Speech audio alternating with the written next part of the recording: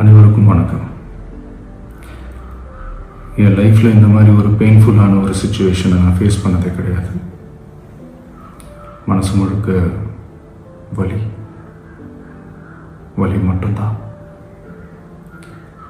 இந்த சுற்றுப்பயணத்தில் என்னென்ன மக்கள் பார்க்க வராங்க, அதுக்கு ஒரே ஒரு காரணம் தான், அவங்க என் மேலே வச்சிருக்கிற அன்பும் பாசம். அந்த அன்புக்கும் பாசத்துக்கும் நான் எப்பவும் கடமைப்பட்டிருக்கிறேன். அதனால தான் இந்த சுற்றுப்பயணத்தில் மற்ற எல்லா விஷயங்களையும் தாண்டி மக்களுடைய சேஃப்டி, அதில் எந்த காம்ப்ரமைஸும் பண்ணிடக்கூடாதுன்றதுக்காக தான் அது என் மனசில் ரொம்ப ஆழமாக இருக்கும் அந்த எண்ணம். அதனால தான் இந்த அரசியல் காரணங்கள் எல்லாத்தையும் தவிர்த்துட்டு ஒதுக்கி வச்சுட்டு மக்களுடைய சேஃப்டி மட்டும் மைண்டில் வச்சுக்கிட்டு அதுக்கான இடங்களை சூஸ் பண்ணுறது, அதுக்கான இடங்களை பார்த்து பர்மிஷன் கேட்குறது, போலீஸ் டிபார்ட்மெண்ட்டில் அதை ரிக்வெஸ்ட் பண்ணி கேட்போம். ஆனால் நடக்கக்கூடாதது நடந்துருச்சு. நானும் மனுஷன் தானே. அந்த நேரத்தில் அத்தனை பேர் பாதிக்கப்பட்டு இருக்கும்போது எப்படி அந்த ஊரை விட்டுட்டு என்னால் கிளம்பி வர முடியும்?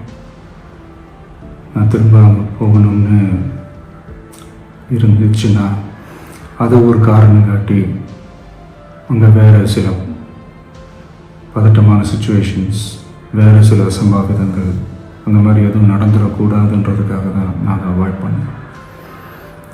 இந்த நேரத்தில் சொந்தங்களை இழந்து தவிக்கிற அத்தனை குடும்பங்களுக்கும் என்னுடைய ஆழ்ந்த இரங்கலை தெரிவிச்சுக்கிறேன். எனக்கு தெரியும், என்ன சொன்னாலும் இது ஈடேயாகாதுன்னு எனக்கு தெரியும்.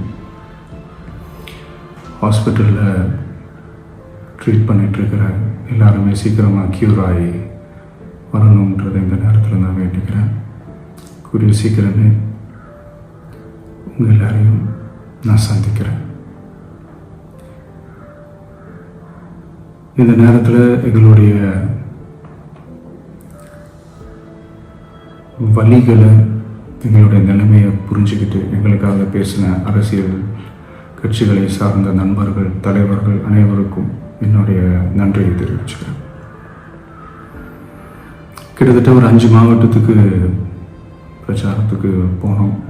இந்த மாதிரி எதுவுமே நடக்கல. ஆனால் கரூரில் மட்டும் ஏன் எப்படி நடக்குது?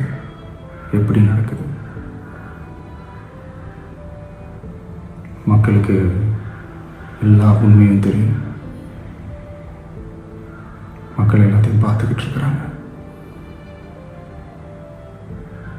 கரூரை சேர்ந்த அந்த மக்கள் அந்த உண்மையெல்லாம் வெளியில் சொல்லும்போது எனக்கு கடவுளே நேரில் வந்து இறங்கி அந்த உண்மைகள்லாம் சொல்கிற மாதிரி எனக்கு தோணுச்சு. சீக்கிரமே எல்லா உண்மைகளும் வெளியில் வரும்.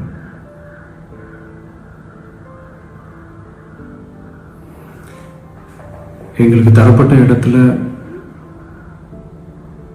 நாங்கள் போய் அந்த ஸ்பாட்டில் நின்று நாங்கள் பேசிட்டு வந்தோம். அதை தாண்டி எந்த தவறும் எங்கள் சைடில் நாங்கள் எதுவும் செய்யலை.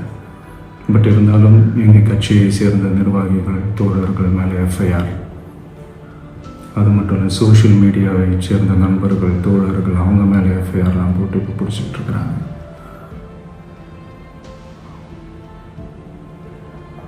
சிஎம் சார், உங்களுக்கு ஏதாவது இந்த பழி வாங்கணும் அப்படின்ற எண்ணம் ஏதாவது இருந்துச்சுன்னா என்ன வேணாலும் பண்ணுங்க.